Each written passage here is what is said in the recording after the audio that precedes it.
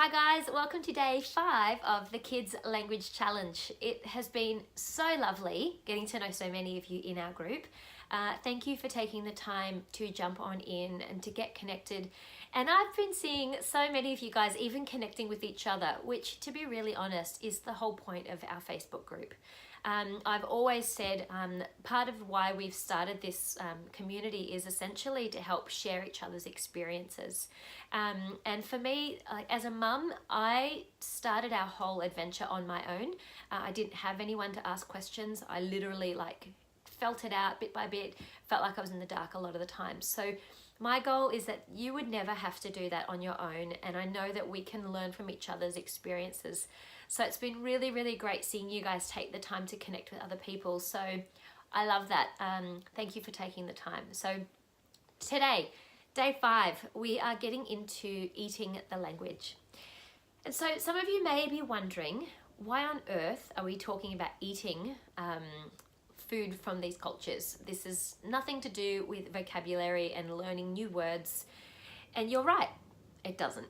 And there's a point to that, because if we spent the whole week trying to jam vocabulary and new words down our kids, into our kids' minds and into our kids' days, they're very, very quickly going to get sick and tired of our lessons and our programs. So the reason we're starting with even engaging with the culture now is so that we can actually help show them that it's a much bigger world out there than what they're currently involved in at the moment. So why we are teaching about language is that the culture aspect of learning about a whole new country and a whole new way of doing things is really, really important. And it's great because it helps kids see that there are different places in the world that are not like where they're probably from already. And it broadens their exposure, it broadens their perspective. And so this is why we're wanting to talk about different perspectives of language and culture. There's a reason why the cultured kid is not called the language kid. And so for me, I know that it's important for me that my kids grow up understanding that the world is big and it's different, and learning to embrace these differences is actually a really, really good thing for them to learn. So today, I am encouraging you to go out and go and experience a little bit about the culture that you're learning about so far. So for me, for example, how I would do that with my kids is today would be French day, and we would be going out into maybe have some croissants for breakfast, and we may potentially go and have some baguettes for lunch.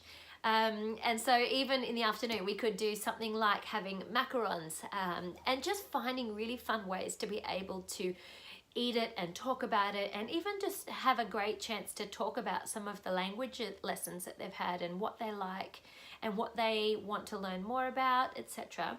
Because it's a two-way street, and I always want to make sure that we're having great discussions and we're including our kids in this rather than just telling them what they're going to be doing.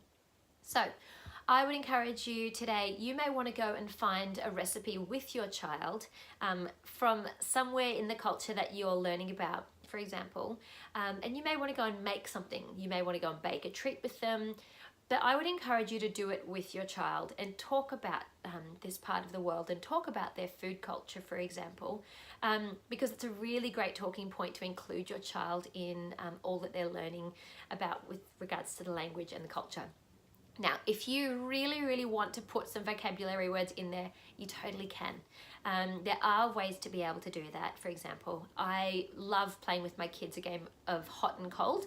So whenever we're in the kitchen, we get out obviously a lot of food. So if we're cooking, for example, we'll be able to get out tomatoes and, get out the butter and get out the milk, and obviously not all together because that would be gross, but being able to actually introduce vocabulary to our kids and then playing a game of hot and cold.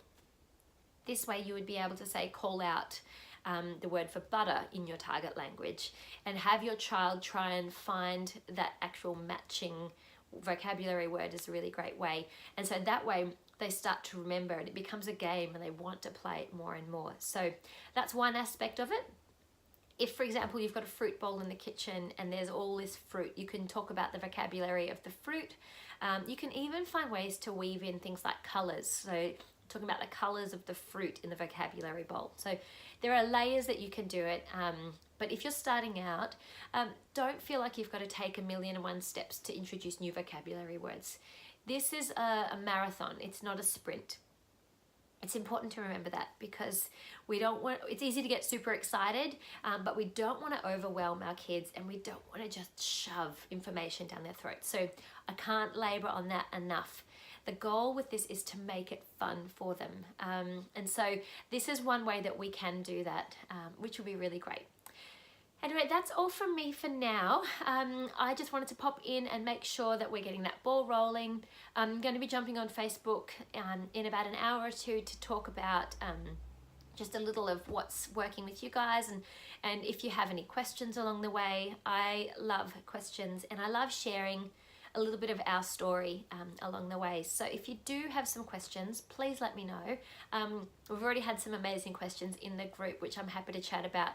And as well, if you're finding that you've got some answers to the questions, make sure you jump in and answer them as well, because as I said, this community is not just about me answering your questions, it's about all of us supporting each other.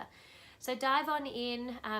Over the next couple of days, I'm going to be giving you some information about maybe how you can actually start to take some steps and actually put a bit more structure in play with your language learning adventure. So keep an eye out for that. But I thank you so much for joining our challenge. It has been such a fun adventure. Please let me know if there's any other steps along the way that you'd like to learn about. And I look forward to seeing you over the next couple of days. Have a great week. I'll see you guys soon.